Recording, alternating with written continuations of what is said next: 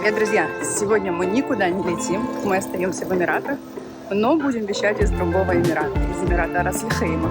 Я подумала, зачем мне снимать что-то в Инстаграм показывать, когда я могу снять быстренько полноценненький обзорчик на отель, потому что я в этом отеле не была. Отель относительно, можно сказать, новый. Почему относительно? Потому что открылся он 4 дня назад, но он не новопостроенный. Это бывший Хилтон, нынешний Риксос Аль Майрит. Я вообще не уверена, как это правильно произносится, потому что слова такого не знаю ни на английском, ни на арабском. Но, по-моему, это название локации просто. Поэтому все покажу. Мы здесь ненадолго, на одну ночь. Родители останутся на недельку. Потом я еще спрошу у них их мнение, как им понравилось все или нет. И все покажу, все расскажу.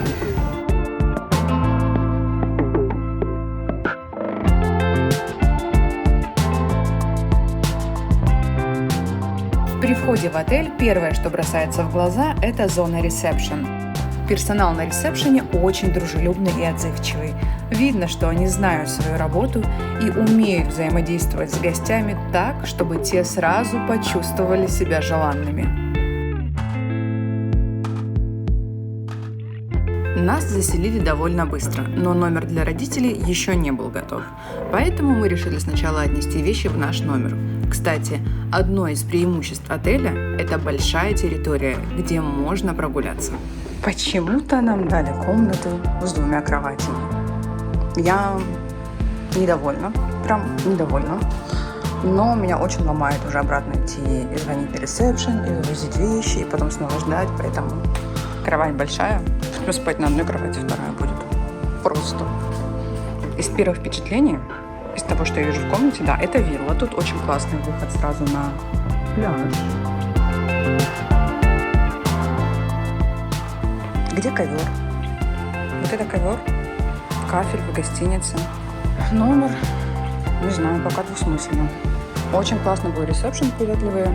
Но вот номер прям вообще не стоит своих денег. Слишком много. Цена заявлена для этого номера. А пока ждем второй номер, отправимся на ланч. Отель работает по системе All Inclusive. На обеде у меня сложилось двоякое впечатление. Шумно, людно, и это создавало ощущение, что ты находишься в школьной столовой. Честно говоря, не уверена, понравилась ли мне еда, но все засняло, чтобы вы могли оценить сами. Посмотрим, что будет на ужин. На территории отеля есть рестораны а-ля карт, но записаться в них, к сожалению, не удалось, и родители за 7 дней так и не смогли посетить их. Однако на обед можно прийти в а-ля карт рестораны без предварительного бронирования. После ланча родители наконец-то заселились. У них номер поменьше, но гораздо уютнее, с балконом и потрясающим видом на море. На территории отеля несколько бассейнов, в том числе бассейн только для взрослых, что очень удобно и для семей с детьми, и для тех, кто ищет тишины и спокойствия.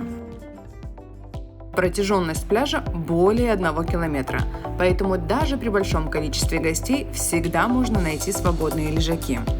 Но в первый день пляж меня разочаровал. Большое количество тины и мутная вода не вызвали у меня желания искупаться. Пляж, конечно, очень странный, со всей этой тиной, илом, очень грязный. Поэтому мы решили просто встретить закат и посидеть в баре на берегу. Но он был уже закрыт. Узнали про другой бар и отправились на противоположный конец отеля. По пути попали на птичью вечеринку. Все птицы собрались на одном дереве, что было достаточно необычно и интересно. Звук их щебета стал отличным фоном для прогулки. Перед ужином мы решили выпить по аперолю. И тут снова впечатлил сервис. Бармен приготовил отличный коктейль, именно такой, как я люблю. В целом, персонал здесь не только профессионально выполняет свои обязанности, но и создает приятные эмоции. Наконец пришло время рассмотреть еду поближе. Меня очень развеселили русские переводы названий некоторых блюд. Например, маринованные огурцы стали арабскими солинками, а лябня с перцем чили превратилась в шелли своему сыну. Надеюсь, это был продуманный маркетинговый ход, а не уникальный перевод от одного из переводчиков. В ресторане несколько станций – салаты, хлеб, фрукты, десерты, горячие блюда и 2 супа на выбор. В В центре мясо и курица, по бокам гарниры и овощные блюда. Поздравьте меня, у меня впервые в жизни случилась аллергия на что-то, на растения. То есть у меня обычно такая реакция бывает на кошек, если я очень долго нахожусь с кошкой в одном помещении, больше там 6 часов. То вот у меня начинается такая реакция, я сразу беру таблетки, пью нормально. Поужинали с родителями, вышли на бассейн посмотреть это супер детское шоу. И понеслась душа в рай. Я только сказала мужу, что что-то у меня как-то странно чешется нос.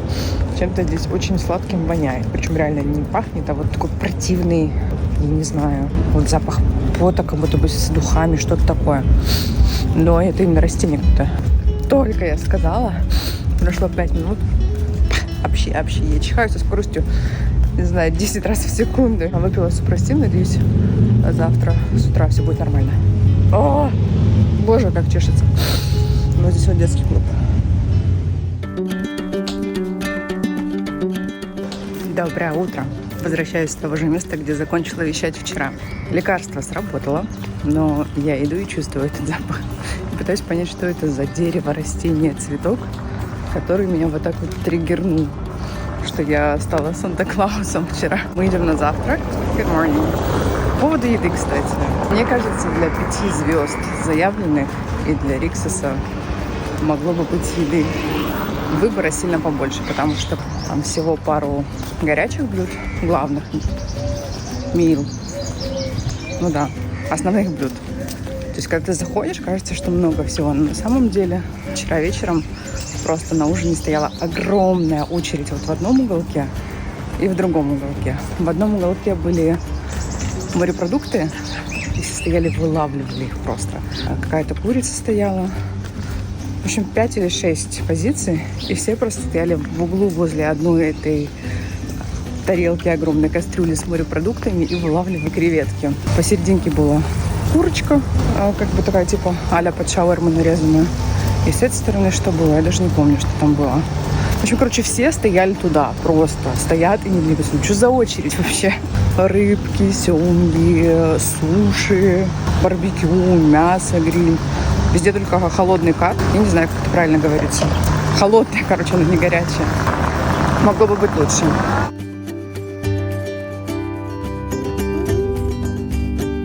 Проведя здесь сутки, я не могу сказать, что отель произвел на меня сильное впечатление.